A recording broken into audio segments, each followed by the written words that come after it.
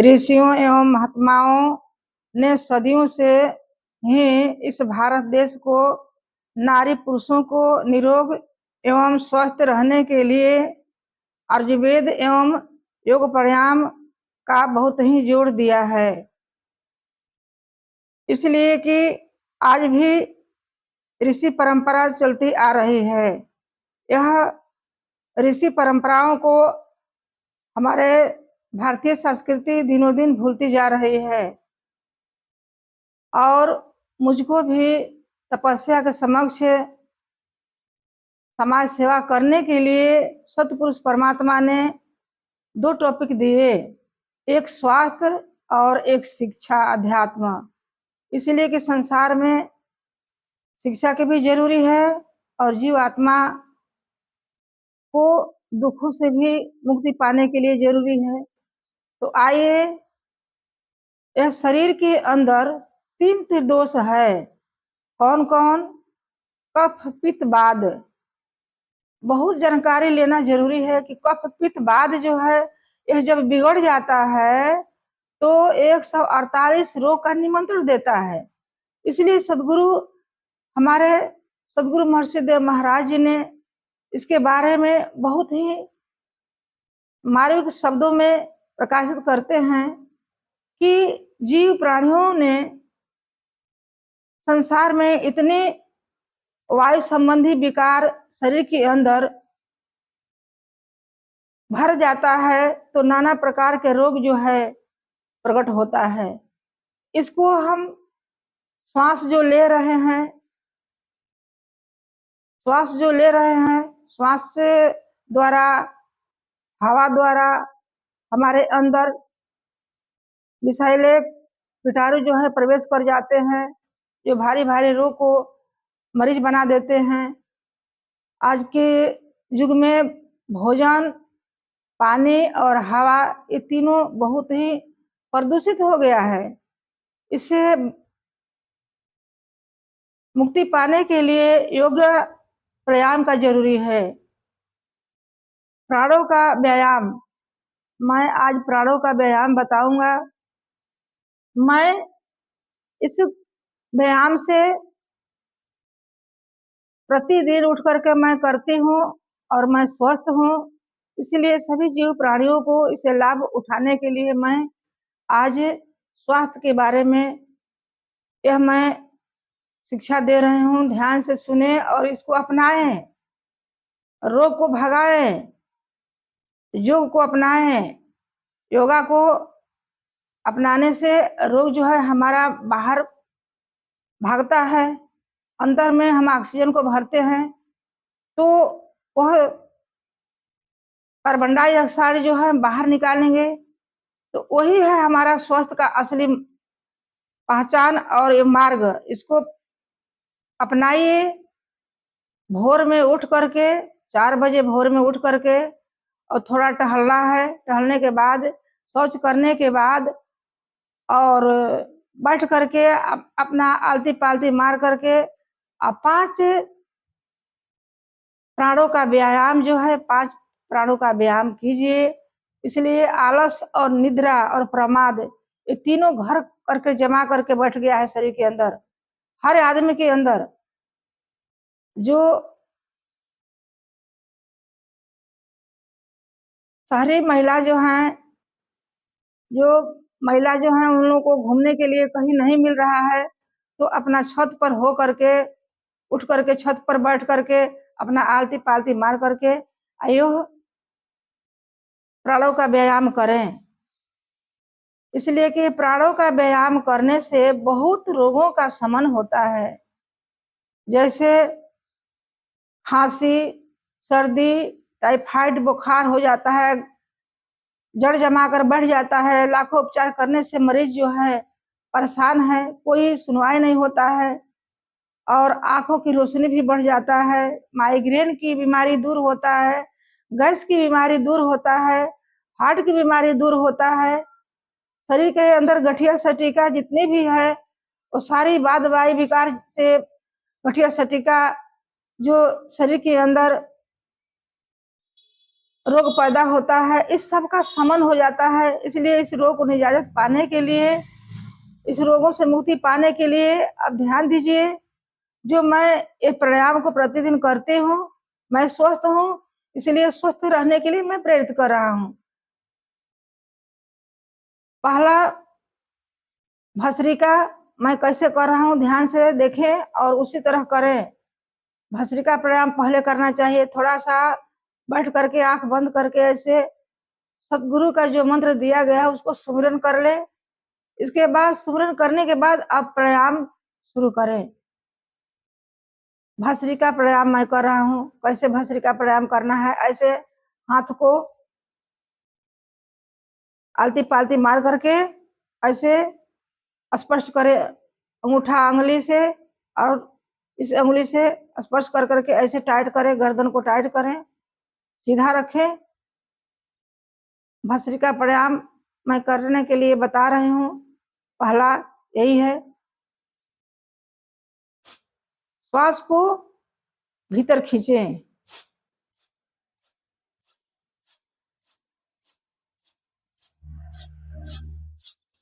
5 minute ये भस्त्रिका प्राणायाम करें। इसके बाद अनुलोम विलोम, अनुलोम विलोम क्या कैसे किया जाता है, पहले नाक को ऐसे दबाइए, एक नाक को दबा करके एक नाक से श्वास खींचिए।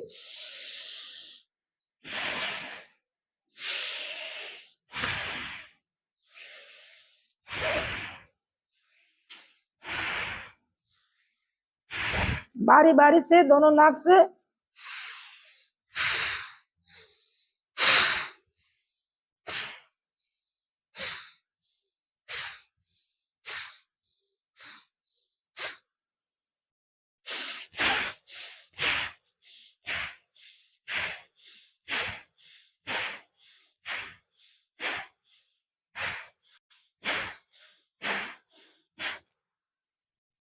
यह अनुलोम विलोम हुआ।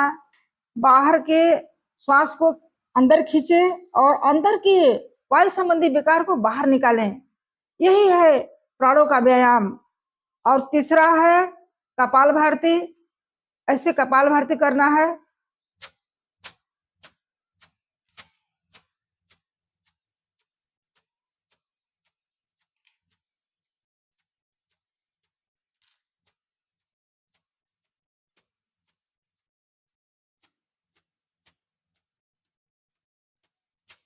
5-5 मिनट ये प्राणायाम करना है।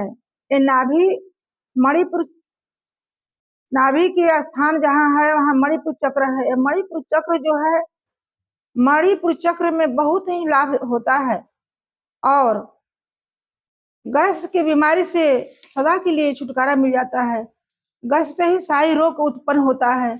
इसलिए गैस को, जिसके गैस की बीमारी है वो सबसे प्रथम प्राणायाम पर ध्यान दें। गैस होगा ही नहीं। पहले मेरा भी गैस था, मैं परेशान थी, लेकिन जब तक से मैं प्राणायाम करने लगी तब तक से हमारा गैस छूमंतर हो गया। और दूसरी तीसरी प्राणायाम, 3 प्राणायाम मैं बताया, और चौथी प्राणायाम है कुंभक। कुंभक प्राणायाम करने से दिमाग एक्टिव होता है, याददाश्त शक्ति बढ़ती है और माइग्रेन की बीमारी दूर हो जाता है। और कुंभक प्राणायाम को अब ध्यान दें। कैसे कुंभक प्राणायाम होता है, पहले सर नीचे करके श्वास को भरे और कुछ देर तक श्वास को रोके रहें।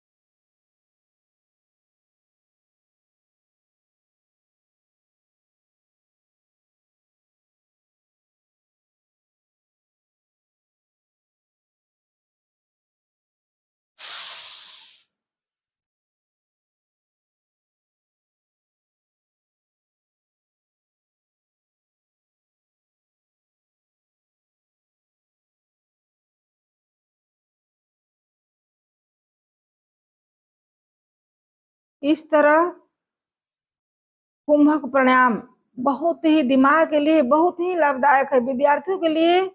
और यह प्राणायाम करना चाहिए उठ करके। विद्यार्थी जो पढ़ने वाले हैं, याद शक्ति जो भूलते जा रहे हैं, तो यह प्राणायाम से याद शक्ति बढ़ता है और दिमाग एक्टिव होता है और सारी दिमाग की बीमारी, चिंता, शोक, क्रोध जो है शमन हो जाता है। क्रोध तो और घातक है विद्यार्थियों के लिए।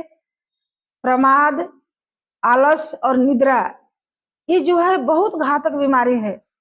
इस घातक बीमारियों से छुटकारा पाने के लिए यह कुंभक प्राणायाम करें। मैं भी करती हूँ। और चौथा मैं प्राणायाम बता दिया है 4, और 5वां प्राणायाम है शीतली प्राणायाम। इससे दिमाग, क्रोध जो है शीतलता होता है। क्रोध जो है ज्ञान को खा जाता है और ज्ञान क्रोध को खाना चाहिए। ज्ञान से क्रोध को शमन करना है। तो अब शीतली प्राणायाम है। कान में अंगूठा में दोनों कान लगाएं, नाक ऐसे दबाए, ऐसे अपना आज्ञा चक्र पर अंगुलियों को रखें और शांति का गुंजन करें। शांति।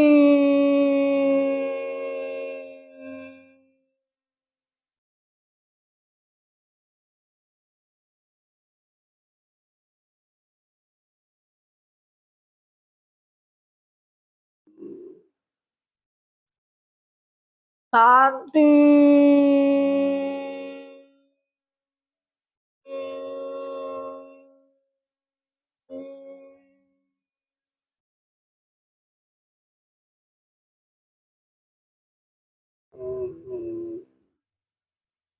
शांति।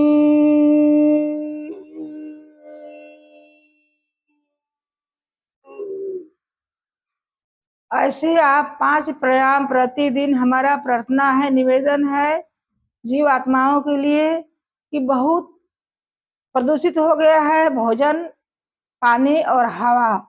ये हम खा रहे हैं, नहीं खाएंगे, नहीं श्वास लेंगे, नहीं जल पिएंगे तो जीवित नहीं रहेंगे।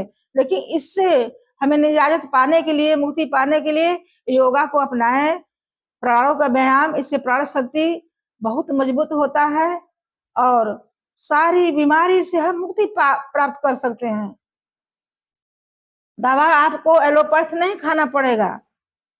जब भी कुछ होगा थोड़ा बहुत, तो थोड़ा आयुर्वेद को शरण लीजिए, आयुर्वेद जड़ी बूटी को अपनाइए। बस इतना ही करने से आप स्वस्थ रहेंगे, मस्त रहेंगे। आप अपना खूब काम कीजिए दिनों भर। इतना ही कहकर अपने वाणी पर विराम दे रहा हूँ। सत्यम सत्य।